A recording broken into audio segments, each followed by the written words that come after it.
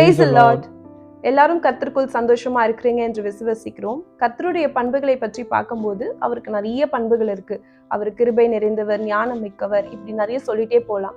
அதுல ஒரு பண்பான விடாமுயற்சியை பத்தி தான், பெர்சிவரன்ஸ் பத்தி தான் இன்னைக்கு உங்க கூட ஷேர் பண்ண போறோம். பெர்சிவரன்ஸ், விடாமுயற்சினா என்ன?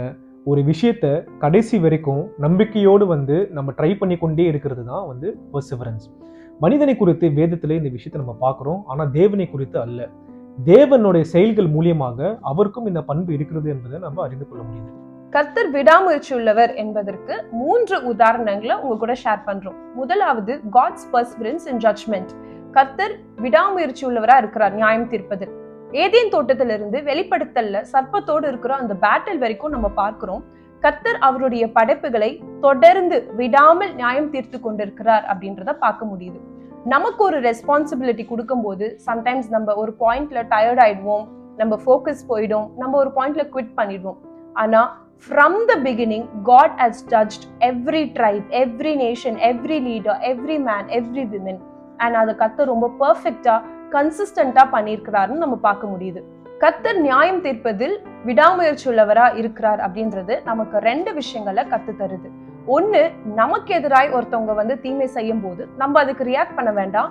கர்த்தர் நியாயம் தீர்க்கிறவராக இருக்கிறார், அதனால அது நமக்கு ஒரு ஞானம் உள்ள ஒரு ஆறுதலை நமக்கு தருகுது. இரண்டாவது, நமக்கு அது ஒரு வார்னிங்கை தருது. நம்ம மற்றவங்களுக்கு தீமை செய்யும் போது கர்த்தர் நம்மையும் நியாயம் தீர்க்கிறார், அதற்கு அது நம்ம கிறிஸ்துவுக்குள் ஒப்பு கொடுத்து இருக்கணும், கீழ்ப்படியணும் அப்படின்றதையும் நமக்கு கற்று தருது. இரண்டாவது, காட்ஸ் பெர்சிவரன்ஸ் இன் மர்சி. கர்த்தர் இரக்கத்திலும் தயவு செய்வதிலும் விடாமுயற்சி உள்ளவராக இருக்கிறார். ஓல்ட் டெஸ்டிமெண்ட்ல இஸ்ரேல் ராஜாக்களை குறித்து நம்ம பார்க்கும் பொழுது கர்த்தருடைய விலகிடாத தயை அவங்களோடு கூட இருந்ததை நம்மளால பார்க்க முடியுது. உதாரணத்துக்கு, இஸ்ரேல் லீடர்ஸ் பயங்கரமான பாவங்கள் செய்தாங்க. பாகாலுக்கு அவங்க பிள்ளைகளை பலி கொடுத்தாங்க. ஆனா அவங்க மனம் மாறி கர்த்தர்கிட்ட மன்னிப்பு கேட்கும் பொழுது கர்த்தர் அவங்கள மன்னித்து he restored them again. நேசிக்கவே முடியாத ஜனங்களை கூட கர்த்தர் தயவு செய்து நேசித்தார். நம்மளோட வாழ்க்கையிலையும் நம்ம கான்ஃபிடன்ஸ் நம்ம ரைச்சஸ் லிவிங்கால கிடையாது, அவரோட தயையால தான். மூன்றாவது, பரிசுத்தமாக்குதலில் விடாமுயற்சி உள்ளவராய் இருக்கிறார். காட்ஸ் பெர்சிவரன்ஸ் இன் சாங்டிஃபிகேஷன். இயேசு கிறிஸ்துவுடைய கல்வாரி சிலுவை மூலியமாய், ஆவியானவர் மூலியமாய், சபை மூலியமாய், அவருடைய வார்த்தை மூலியமாய் கிறிஸ்துவில் வளர்ந்து முதிர்ச்சி அடைய கர்த்தர் நமக்கு உதவி செய்கிறார். ஆனா நம்ம அதுக்கு எப்படி ரெஸ்பாண்ட் பண்றோம்? நம்ம சபைக்கு செல்வதில், வர்ஷிப் பண்றதுல, தனிப்பட்ட ஜெபத்துல, வேதம் வாசிப்பதுல, நம்ம ஆவிக்குரிய வளர்ச்சிக்கு உதவியா இருக்கிற விஷயங்கள்ல நம்ம பின்னடைந்து போறோம். ஆனா கர்த்தர் விடாமுயற்சி உள்ளவராக இருக்கிறதால தான் நம்ம இன்னும் விழுந்து போகாம, வழிமாறி போகாம இருக்கிறோம். கர்த்தருடைய விடாமுயற்சியை பத்தி இப்ப நம்ம பார்த்தோம். இந்த விடாமுயற்சிக்கு நம்மளுடைய பதில் என்னவா இருக்கணும்னா, நியாய தீர்ப்புக்கு நம்ம அனைவரும் தயாரா இருக்கிறோமா?